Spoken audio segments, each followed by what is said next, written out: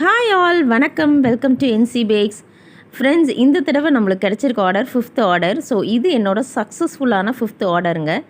So இது எல்லாமே ரொம்ப அருமையாக நம்ம வந்து பேக் பண்ணி கொடுத்தாச்சுங்க.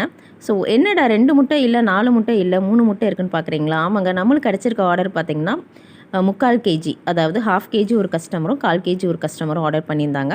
ஸோ சேர்த்து நம்ம வந்து 3/4 kg பண்ணியாச்சு.